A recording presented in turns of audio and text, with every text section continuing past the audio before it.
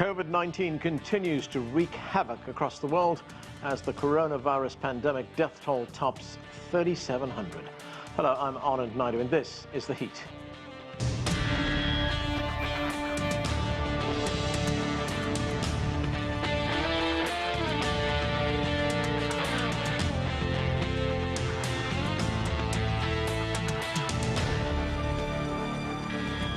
The coronavirus pandemic is striking fear across the globe as the number of infections keep on rising at an alarming rate. In the United States, the death toll raced towards 3,000. And in Spain, one of the hardest hit nations, the death toll there now stands at over 7,300. In a few moments, our panel will discuss some of these major developments, but we begin the dire situation in Spain. Earlier today, I talked with journalist Laura Macos Godoy, who joined me from Madrid. Laura, thanks so much for joining us. Thank you for having me on the show. The number of infections in Spain has now surpassed that of China. How critical is the situation, and is there a sense that Spain has hit the peak?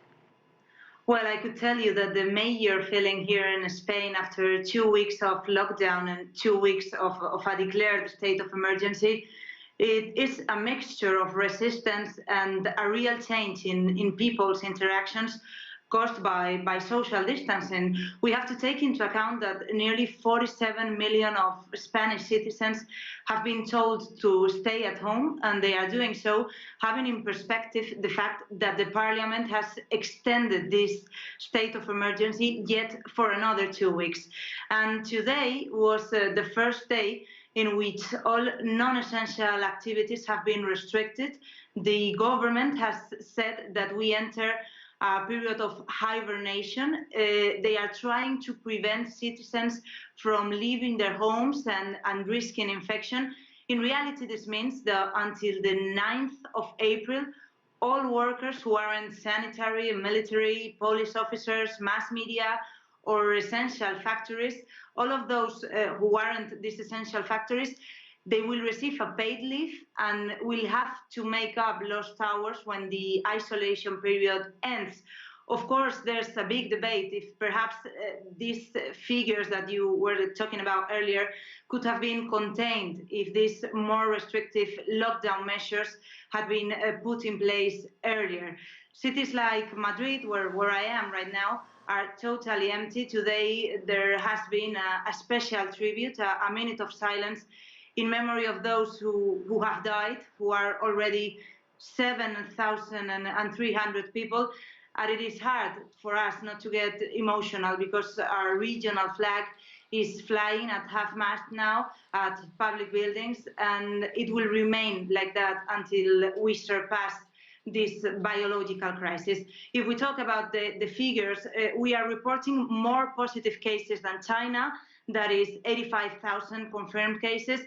However, we are slowly managing to stabilize the spread of the virus. The health minister believes, he has said it today, that we are reaching the peak. Over the last 5 days, there is a declining trend in the daily new cases reported and also in the daily deaths reported. So it is still a slight drop, nothing definite, but I am confident that now that all construction work, for example, it has stopped, all shops, of course, all schools are shut down, we will be able to flatten that curve. So that's a little bit of good news, the fact that the numbers are stabilizing. I guess it means that the measures undertaken by the government are working to a certain extent. How is the Spanish healthcare system coping with this? Are there enough doctors and nurses? And what about things like tests and also equipment, things like ventilators and respirators? Well, I'd say that limiting the spread of the virus is a real challenge. It is a global and a social challenge. But of course, most of the pressure relies on doctors and nurses who are doing an extraordinary job, but they are exhausted. Only today have we known that Fernando Simón, the health emergencies chief, who has been the voice and the face of the coronavirus updates day after day, he has tested positive. So it's been quite a shock here in Spain. He's been put, of course, into isolation. I think it is important to remember at this point that Spain is one of the countries in the world with a better healthcare system, a public and universal system, which means that no matter whether a patient has a private insurance or not, everyone who needs it will get medical attention. However, it hasn't helped that Spanish population is on average among the world's oldest. Nearly 90% of the lives lost in this coronavirus pandemic are of people over 70 years old here in Spain. And of course, we've suffered a decade of austerity that hasn't helped either. So given this context, health workers are suffering here severe medical shortage. 8 autonomous regions have their intensive care units on the verge of the complete saturation. Right. And we've just known today that when needed, patients will be transferred from one region to another one that is less overwhelmed. Laura, so much has happened so quickly in Spain. Have authorities been able to gather any kind of information on why this outbreak was so severe in Spain? Have epidemiologists been able to track down how the outbreak took place so quickly? Well, what we know is that, unfortunately, the protection measures haven't always worked. That means that some of our doctors have been working without the adequate protection, and therefore they might have been they might have acted as vectors for the spread of the virus. We know that out of Spain's 85,000 confirmed cases, nearly 14% of them are medical professionals. And I can give you 2 examples of this saturation that can maybe enlighten what I'm saying. Firstly, some doctors, they have reported that they took the test to see if they were infected. They took it 2 weeks ago, and still they haven't gotten the results. Or what's even worse, those tests are lost. They don't know where they are. And then, second example, the Spanish government has bought thousands of rapid tests to now discover that some of them are useless. They are not accurate. And what's even more surprising for us is that the Chinese embassy says that the company that sold them does not have an official license. That is not a Spanish exception. The Dutch government, for instance, they have suffered the same. Only yesterday did they order a recall of over 500,000 masks because they fail to meet quality standards. So on top of that, the lack of protection material has been so alarming that the Spanish government has announced a massive purchase of equipment from China. I think it is worth over $460 million, but the competition between countries is such that some of this material won't arrive until June. The Spanish Prime Minister Pedro Sanchez, he's called for a Marshall Plan after this pandemic is dealt with. That's a reference, of course, to the plan that was put in place in Europe after the Second World War. And I'm wondering what kind of an impact is this pandemic having on the Spanish economy, especially in a country which depends so much on tourism? Well, the financial impact here is undeniable. We are facing a combined fall in supply and demand. We are contemplating the destruction of employment, which really reminds us of the bad old days of the 2008 crisis, where we reached the peak of 27% unemployment rate. Now, 1.5 million employees have been temporarily laid off here. So many workers are plunged into uncertainty, not to mention the self-employed. The situation is such that the Spanish cabinet has passed a new measure to make it illegal, and I repeat, to make it illegal to fire workers during this coronavirus crisis. Companies can file for temporary layoffs instead, which are processed really fast, like in a maximum of 5 days, but they cannot take advantage of this situation to fire people. Now, the key question for us here is how long will this crisis last? And the virus sets the timeline. In our mild scenario, that means if we do not need to extend the state of emergency for another 2 weeks, then this crisis has already cost Spain like 4% of its gross domestic product. But if the current containment measures need to expand, let's say for another 3 months, then our GDP could fall by up to 9 percentage points. That's what says Goldman Sachs. The good news is that we know that our economic growth could grow at 10% in 2021, so okay. Laura, thanks so much for joining us. Thank you so much for having me on your show. And there is, of course, much more to discuss. Joining me now via Skype from New York is Dr. William Haseltine, a former professor at Harvard Medical School. He is now the chairman and president of Access Health International. Also with us via Skype from Philadelphia is Dr. Lewis Kaplan. He is president of the Society of Critical Care Medicine, and he's a surgeon at the Perelman School of Medicine at the University of Pennsylvania. And with us is CGTN correspondent Nathan King as well. He covers the story at the White House. Welcome to all of you. Nathan, let me start with you. What does the big picture look like in the United States as this virus continues to spread, and what's been the latest response from the White House? Well, as you know, the deaths and the number of cases are climbing. What are we, about 3,000 now, and 150,000 odd cases, but it's changing by the hour. And the White House is changing too. You know, gone is the sort of unrealistic timelines of 15 days to smooth the curve, and it will open up the economy by Easter, which of course was April 12th, just a couple of weeks ago. The US president is essentially saying now that everything, well, the guidelines, remember, they're not enforcing this fully. That's up to the states, but the guidelines are essentially for people to stay in place until the end of April 30th. But you can tell from how the White House is signaling that this could go on through May, talking about June as well. And the reason this has changed because the modelling and the advice being given to the White House by the medical experts on the coronavirus task force, and I'm talking about Dr. Anthony Fauci and Dr. Deborah Birx, is essentially saying that as it stands right now, 100,000 to 200,000 dead in the US is the most likely scenario, in fact, probably the most modest scenario. And that has really obviously woken the perceptions up here as well. And things are ramping up. But the big question is the testing, the medical supplies, all the lockdowns. Many states aren't telling people to stay indoors. Look at Texas, look at parts of Florida, for example. Still people on the beaches there.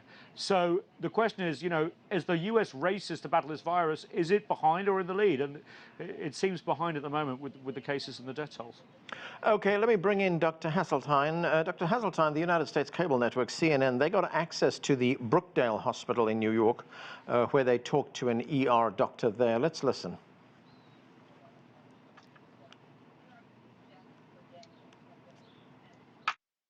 This is a war zone. It's a medical war zone. Every day I come in, what I see on a daily basis is pain, despair, suffering, and healthcare disparities. I've had patients that were in their 30s and they are now intubated and they're really sick. I've had patients that are well. No underlying conditions. No underlying conditions. So the thing is about between life and death, as far as this coronavirus, is that this virus there's no difference. Has nothing to do with age, has nothing to do with lack of access to health care, has nothing to do with socioeconomics, race, or ethnicity. This virus is killing a lot of people. Dr. Haseltine, you are in New York, which is a hotbed of the pandemic right now. What is your assessment of how critical the situation is?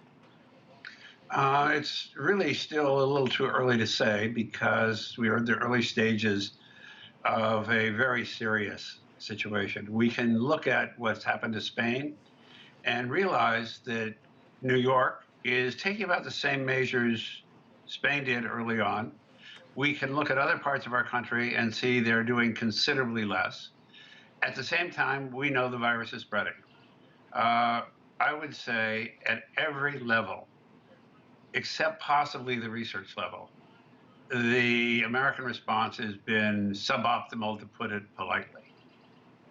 Is it going to get a lot worse, Doctor? It is definitely going to be a lot worse. And we can't tell how much worse it's going to get because our country as a whole is not responding in a responsible, thoughtful, and careful fashion. We are, on the whole, taken as a country, being extremely irresponsible, not only to our own citizens, but to citizens of the world, because what happens in one country, as we've seen, doesn't stay there. Right, Dr. Haseltine, when you say the U.S. response has been suboptimal, what has gone wrong? First of all, it wasn't taken seriously by our political leaders. Not to say our public health officials didn't take it seriously, but they weren't listened to. Actually, it was a little bit worse than that. They were listened to, but not believed. Not believed for a number of reasons. Convenience, political expediency, you name it. Action wasn't taken. We lost about 2 very important months. Now, as the situation takes hold, it seems as if our government does not have the will or the tools to enforce what is needed to be done on a nationwide basis. They're still looking at this epidemic as if it were a regional issue. First it was China, then it was Europe, now it's a few big cities. That isn't how viruses behave. It's not how this virus is behaving, and it's totally irresponsible, in my view, to take that position, which we do as I sit here tonight talking to you on March 30. All right, let's go to Dr. Lewis Kaplan. Dr. Kaplan, it's not just New York that we're seeing. We're seeing this virus spread all over the country right now, all over the United States at a very rapid pace. And we also heard that very alarming warning from Dr. Anthony Fauci of the NIH over the weekend, in which he said that anywhere from 100,000 to 200,000 Americans could die. Is that just a worst case scenario that he's talking about there? No, I think it's actually a best case. Yeah. We have clearly seen that this virus behaves differently in different spaces. It behaves differently in different aged populations. We've seen the data that has come out of China and Italy and Spain and France and the UK, and the elderly are most certainly at risk. We are very good at helping people survive chronic critical illness, and we keep them alive. We do a very good job of that. But we've also then created a vulnerable patient population. I think these estimates are conservative. And we now have this situation, Dr. Kaplan, where doctors in ER rooms are having to make really heartbreaking decisions on where a piece of equipment will go. You know, is this person worth saving? Is that person worth saving? It is a very difficult space. We all went into medicine to save lives. What you are now describing is a situation where there may not be enough equipment to do what you are trained to do. And how you adjudicate where that piece of equipment goes is difficult. It has some ethical guidance. We have articulated triage guidelines that take that decision out of an individual physician's hands, and we have a team to help make that decision. And we try and make that equitably and fairly, recognizing that when you are in that unique space, it is no longer first come, first served. It is greatest good for the greatest number. Dr. Haseltine, if we look at the situation right now, and you pointed out that, you know, we are seeing these deaths, the number rising, we're seeing the number of infections rising, even at this stage, March 30th, as you pointed out, is there anything that can be done to bring down that really alarming figure that Dr. Fauci was talking about? Well, we know exactly how to contain this virus. It's not a mystery. The Chinese did it. I've paid a lot of attention. I've been in Wuhan. I've talked to my friends there. I've done deep interviews with individuals who've gone through the process and are, in fact, still going through the process. You control this virus by controlling people. Anybody in China who was in the vicinity of someone who was infected was put under controlled quarantine. That means they were put into a single hotel room and not allowed to mix with any other person or open that door. That's only if they were in contact with the other person. If they had come from another Chinese city, they were self-isolated. If they had come from abroad today, they are put into their residence and not allowed to open that door. That's how you control it. Are we doing anything like that? Absolutely not. We don't do rigorous contact tracing. And mind you, it isn't a matter of only testing. People were put in hotel rooms because they were in proximity with someone who was infected, whether or not they tested positive, because the Chinese didn't even believe the false negatives of their tests. They assumed everybody who had been in contact, was exposed, could be infected, and therefore was isolated. That's how you control this. Now, we in the United States are very confident that at some point we will come up with a vaccine, we will come up with drugs, we will come up with antibody therapies. But that sometime from where we sit today in March 30th is a long time away. The very earliest that we could see this happening would be midsummer, and that's very optimistic. Midsummer would be very optimistic.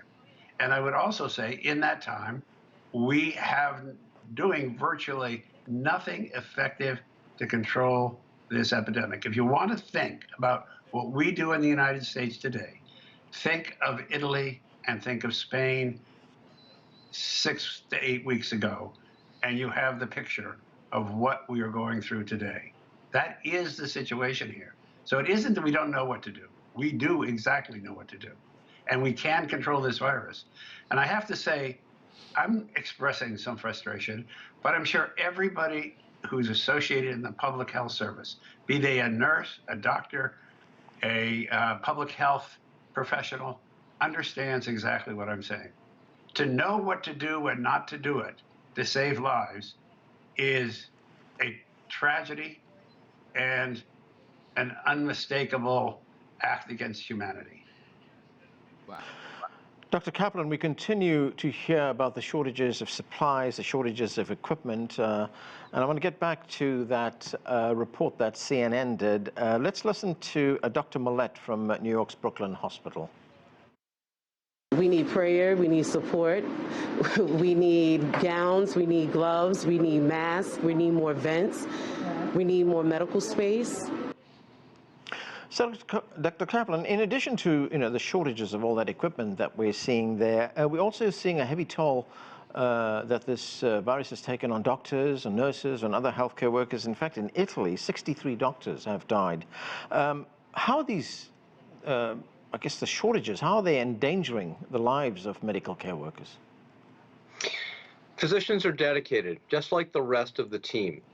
The one thing that this virus has done is that it has brought multiple different aspects of the hospital, from the person who takes out the trash to the person who delivers respiratory therapy, and it's put them all in the same space, all at once, looking for how their facility can adapt based upon the resources it has and the patients for which it needs to provide care. But that now is very difficult. The standards that everyone hewed to before, which was single use for many different things, now has become multiple use. And people worry. As you reuse what you previously would have discarded, because there may not be something to replace it with the next day, you worry about how effective it is. How safe will you be? How safe will your family be? This is a very difficult space when you're working extraordinarily hard, often with short staff in many places, trying to save people's lives. It does take a very heavy toll.